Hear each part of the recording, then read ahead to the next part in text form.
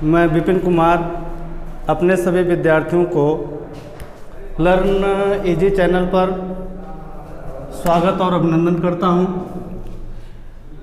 आज मैं high school का इंग्लिश सेकेंड पेपर का चैप्टर सेंटेंस उनके सामने रखूंगा, जिसमें जो है सेंटेंस की डिफिनेशन, सेंटेंस जो है कितने प्रकार के होते हैं और सेंटेंस को हम जो है कैसे रिकॉग्नाइज करते हैं, ये सारी चीज़ें जो है इस चैप्टर के अंतर्गत जो है बताई जाएंगी।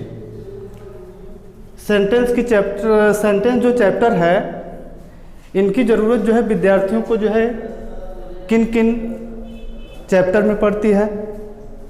सेंटेंस की पहचान विद्यार्थियों के लिए बहुत आवश्यक है।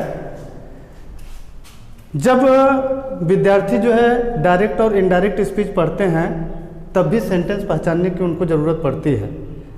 विद्यार्थी जो है ग्रामर का जब दूसरा चैप्टर जो है वॉइस पढ़ते हैं, तब भी जो है सेंटेंस को रिकॉग्नाइज करने की ज़रूरत उनको पड़ती है। और जब विद्यार्थी जो है ट्रांसलेशन पोर्शन हल करते हैं, तब भी जो है उन्हें सेंटेंस रिकॉग्नाइज करने की ज़रूरत पड़ती है। तो सबसे पहले डिफिनीशन की बात करेंगे कि सेंटेंस की जो है डिफिनीशन क्या होती है। सेंटेंस की डिफिनीशन होती है कि a group of words that make complete meaning और सेंस इज कॉल्ड सेंटेंस। यानी कि सेंटेंस की डिफिनीशन में जो है दो चीज़ें आवश्यक हैं। पहली कंडीशन है कि sentence A group of words, शब्दों का समूह होता है, और दूसरी चीज़ में कहा गया है कि दैट मेक कंप्लीट मीनिंग और सेंस, जिसका सार्थक अर्थ निकलता हो। यानी कि सेंटेंस की डिफिनीशन में जो है दो चीज़ें हैं कि सेंटेंस शब्दों का समूह होता है और उसका सार्थक अर्थ भी निकलना चाहिए। जैसे एक एग्जाम्पल लिखा जाए कि आई एम रीडिंग न्यूज़पेपर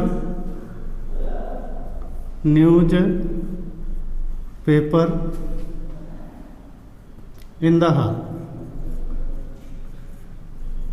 इस सेंटेंस में विद्यार्थी देखेंगे कि उनकी डिफिनीशन के अनुसार कि क्या ये स्टेटमेंट जो लिखा गया है ये शब्दों का समूह है।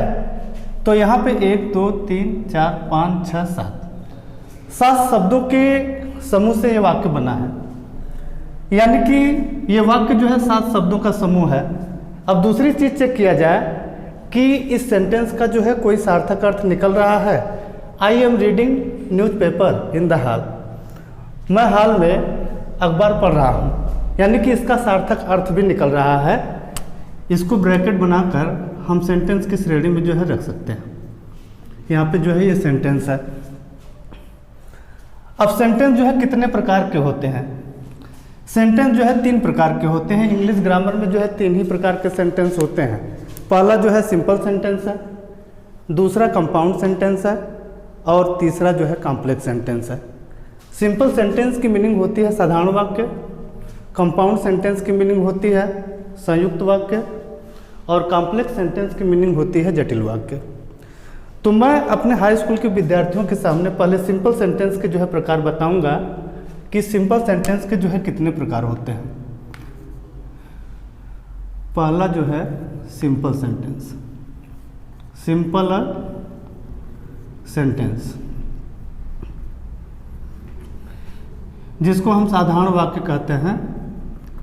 साधारण वाक्य, इसका स्ट्रक्चर होता है कि इसमें कम से कम एक सब्जेक्ट होता है, एक फाइनाइट वर्ब होता है, फाइनाइट वर्ब होता है। इसके अलावा जो है फ्रेज भी आते हैं, इसमें फ्रेज आते हैं। ये सिंपल सेंटेंस का जो है स्ट्रक्चर होता है। विद्यार्थी अक्सर ये पूछते हैं कि गुरुजी सिंपल सेंटेंस हम कैसे पहचानते हैं। तो इनकी जो है बहुत आसान रिकॉग्निशन होती है कि सिंपल सेंटेंस में केवल एक ही क्लॉज पाया जाता है, जिसको हम जो है पीसी कहते हैं। जो है पीसी का मतलब जो है प्रिंसिपल क्लॉज। यानी कि सिंपल सेंटेंस में जो है केवल एक ही क्लॉज रहता है और उस क्लॉज का नाम है जो है पीसी। अब इसके आगे कि प्रकार कितने होते हैं सिंपल सेंटेंस, इसमें जो है पहला प्रकार है जो है असर्टिव सेंटेंस। असर्टिव सेंटेंस, जिसकी हिंदी होती है विधि सूचक वाक्य। विधि सूचक वाक्य। सिंपल सेंटेंस का जो है पहला प्रकार जो है ए करके दिखाएंगे, असर्टिव सेंटेंस। हिंदी होती है विधि सूचक वाक्य। आइए इसके डिफिनीशन के बारे में बात करते हैं कि असर्टिव सेंटेंस की डिफिनीशन क्या होती है। डिफिनीशन जो है हिंदी में जो है आसान तरीकों में कहा जाता है कि जिस सेंटेंस से कार्य के होने अथवा न होने की सूचना मिलती है उसे हम असर्टिव सेंटेंस कहते हैं। यानी कि अंग्रेजी का कोई वाक्य दिया रहेगा, यदि विद्यार्थियों को जो है पूरे वाक्य में जो है वर्ब की पहचान है, यानी वो क्रिया पहचानते हैं, तो निश्चित रूप से जो है असर्टिव सेंटेंस की जो है पहचान वो कर सकते हैं। असर्टिव सेंटेंस को रिकॉग्निशन करने के लिए एक चीज़ और बताई जाती है कि असर्टिव सेंटेंस के अंत में फुल स्टॉप का मार्क अवश्य लगा रहता है। एक बार विद्यार्थी पुनः ध्यान देंगे, असर्टिव सेंटेंस की जो हमने डिफिनीशन बताई वो डिफिनीशन ये है कि जिस सेंटेंस से कार्य के होने अथवा न होने की सूचना मिलती है उसे हम असर्टिव सेंटेंस कहते हैं, और इसके अंत में फुल स्टॉप का मार्क रहता है। एक एग्जाम्पल दिया जाए कि Ravi was crossing the river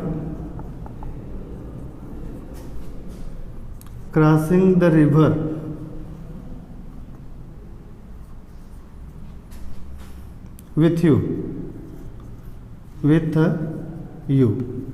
और दूसरा एग्जाम्पल जो है लिख दिया जाए कि रवि was not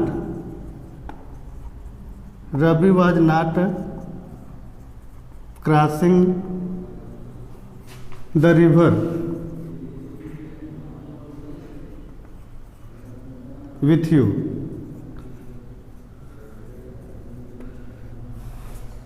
विद्यार्थी जब असर्टिव सेंटेंस पहचानेंगे तो ये ध्यान देंगे कि अंग्रेजी का जो वाक्य लिखा गया है उसके अंत में फुल स्टॉप का मार्क लगाया गया है कि नहीं लगाया गया।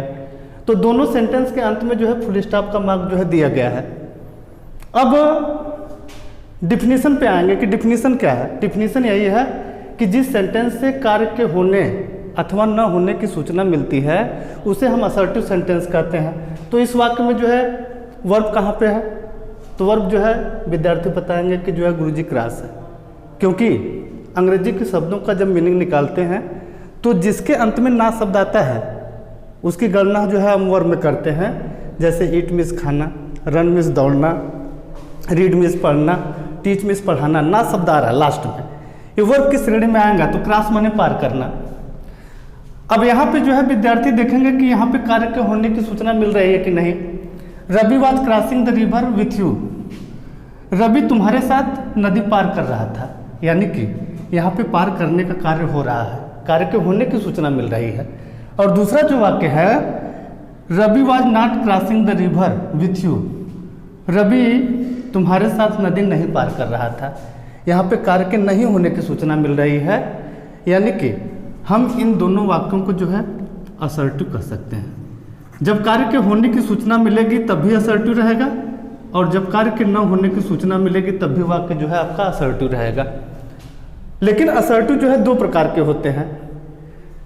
जब कार्य के होने की सूचना मिलेगी तब वाक्य आपका अफर्मेटिव हो जाएगा। यानी पहला एग्जाम्पल है असर्टिव है, लेकिन असर्टिव में क्या है जो है अफर्मेटिव है, जिसको हम कहते हैं सकारात्मक वाक्य।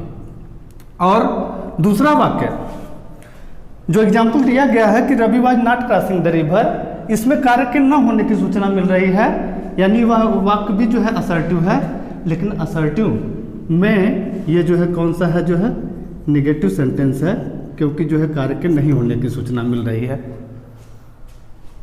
इस प्रकार से जो है असर्टिव सेंटेंस जो है दो प्रकार के होते हैं। असर्टिव को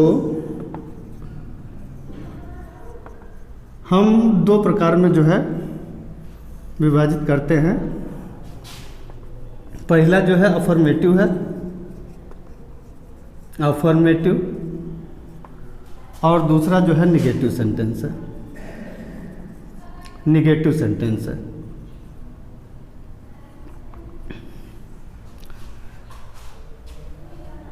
अब सिंपल सेंटेंस का जो है दूसरा सेंटेंस जो है इंट्रागेटिव है, इंट्रागेटिव, इंट्रागेटिव।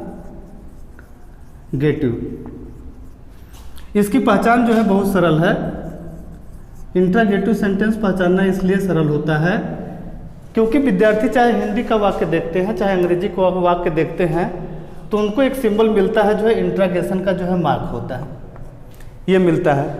रही बात जो है पहचानने की कि हम कैसे पहचानते हैं इंट्रागेटिव सेंटेंस, तो इस सिंबल से यानी कि इंट्रागेटिव का जो मार्क लगा रहता है इससे आप जो है इंट्रागेटिव सेंटेंस पहचान जाएंगे, चाहे वह हिंदी का वाक्य हो चाहे अंग्रेजी का वाक्य हो।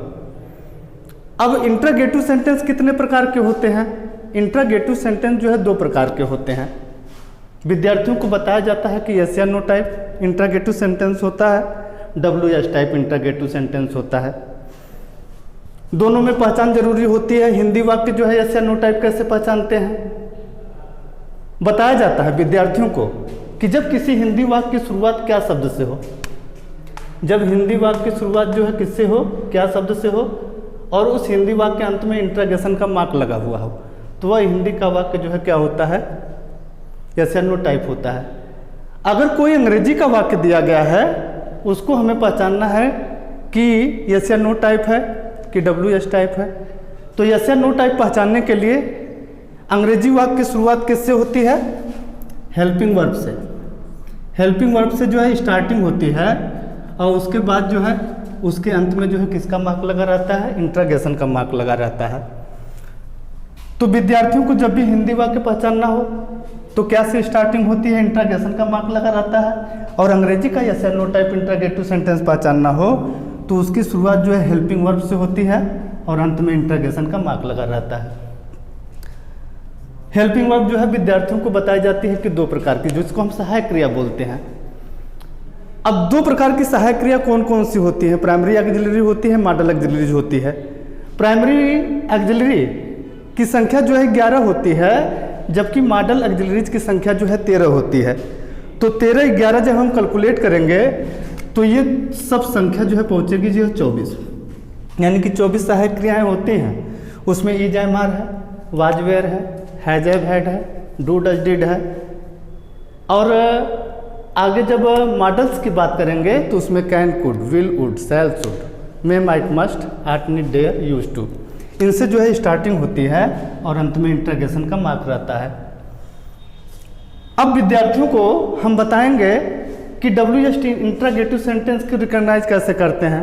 WS टाइप इंट्रागेटिव सेंटेंस जो होता है उसके अंत में भी इंट्रागेशन का मार्क लगा रहता है, लेकिन उसकी शुरुआत WS टाइप के किसी वर्ड से, जैसे व्हाट है, व्हेन है, वेयर है, how, who, how many, how much, तमाम ऐसे जो है अंग्रेजी के इंट्रागेटिव वर्ड है जिससे इनकी स्टार्टिंग होती है और अंत में इंट्रागेशन का मार्क लगा रहता है।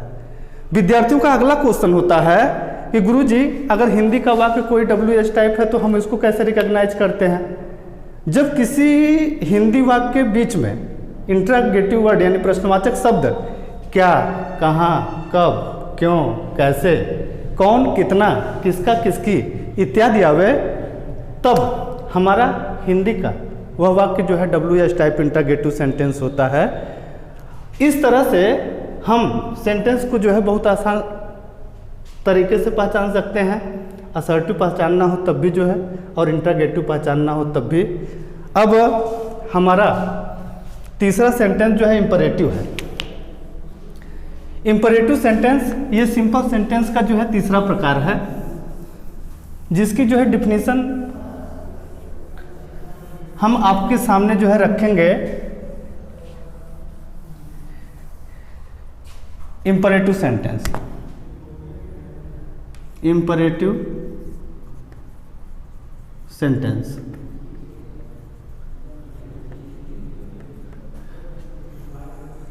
जिसकी हिंदी होती है आज्ञा सूचक वाक्य। आज्ञा सूचक वाक्य। इसके डिफिनीशन में बताया जाता है कि the sentence which denotes order, advise, request, prohibition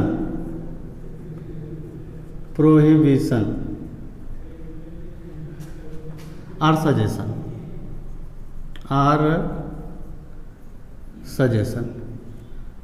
imperative sentence की डिफिनीशन में बताई जाती है कि इंपरेटिव सेंटेंस से आज्ञा, एडवाइस सलाह, रिक्वेस्ट निवेदन, प्रोहिबिशन मनाही और सजेशन या सुझाव का भाव प्रकट होता है। यानी कि हिंदी में जब इसकी जो है परिभाषा कहेंगे तो हम इस तरह से कह सकते हैं कि इंपरेटिव सेंटेंस से आज्ञा, प्रार्थना, सलाह, सुझाव अथवा मनाही का भाव प्रकट होता है। इंपरेटिव सेंटेंस पहचानने के लिए विद्यार्थियों को बताया जाता है कि इंपरेटिव सेंटेंस के अंत में फुल स्टॉप का मार्क पाया जाता है और उनको कम से कम जो है 5 स्ट्रक्चर जो है उनको ध्यान में रखना होता है कि इनकी शुरुआत या भी फर्स्ट से होती है, ऑब्जेक्ट या कॉम्प्लीमेंट होता है। दूसरा स्ट्रक्चर इंपरेटिव का है कि प्लीज और काइंडली पहले आते हैं, उसके बाद एम भी फर्स्ट होता है, तब ऑब्जेक्ट या कॉम्प्लीमेंट रहता है। इंपरेटिव सेंटेंस कुछ ऐसे होते हैं जिनकी शुरुआत डोंट से भी होती है, उसके बाद एम भी फर्स्ट रहता है, तब ऑब्जेक्ट या कॉम्प्लीमेंट आता है। और कुछ इंपरेटिव सेंटेंस ऐसे होते हैं जिनकी शुरुआत लेट अस, आप लिख करके मी, लेट हर, लेट देम और लेट हिम, इनमें से जो है किसी से भी शुरुआत हो सकती है, उसके बाद जो है मेन वर्ब का फर्स्ट फॉर्म रहता है, ऑब्जेक्ट या कॉम्प्लीमेंट। ये स्ट्रक्चर अगर विद्यार्थियों को याद हैं तो इंपरेटिव सेंटेंस का जो अंग्रेजी वाक्य रहेगा उसकी पहचान जो है वो बड़े आराम से कर सकते हैं। तो इंपरेटिव सेंटेंस पहचानने के लिए विद्यार्थियों को जो है ये स्ट्रक्चर जो है ध्यान में रखना होगा, तब वो इंपरेटिव सेंटेंस की पहचान बढ़िया तरीके से जो है कर सकते हैं। अब मैं इसके आगे के वीडियो में अपने बच्चों को ऑप्टेटिव सेंटेंस पहचानने का तरीका और एक्सक्लेमेटरी सेंटेंस पहचानने का तरीका बताऊंगा और उनको जो है अच्छी तरह से समझाने का प्रयास करूंगा। धन्यवाद।